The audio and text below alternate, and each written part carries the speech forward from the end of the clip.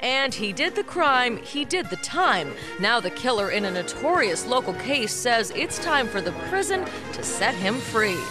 Every single day, I think about them.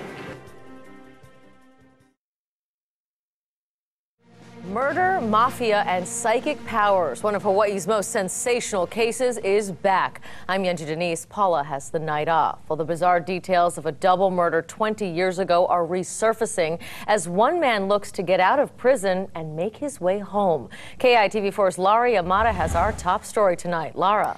Well, Yenji, it was one of the most incredible murder cases to hit the islands, with accusations of a Japanese Yakuza crime involving a well-known psychic and her son. Raita Fukusaku was sentenced to 40 years for their murders. But after 20 years behind bars, his attorneys say the man they call the fall guy deserves to be freed.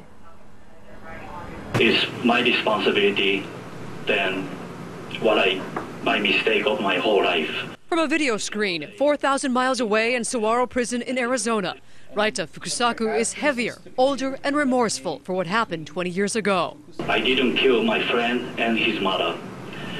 But, you know, what I did is I didn't stop them and I couldn't save them. Fukusaku was convicted in the 1994 murders of a famous Japanese psychic and her son. Kototomi Fujita was found shot and beaten in her burned-out Ala Moana penthouse.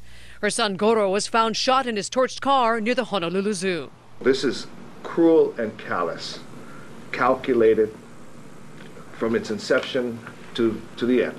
At his trial, prosecutors said surveillance video from an elevator in Discovery Bay in Waikiki showed Fukusaku removing Goro's body in a bag.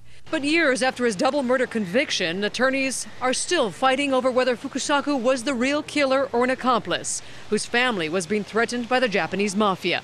Don't try and extract assassin time for what was fall guy behavior. At a minimum sentence hearing today, prosecutors asked to raise the minimum sentence to keep Fukusaku in prison for decades longer.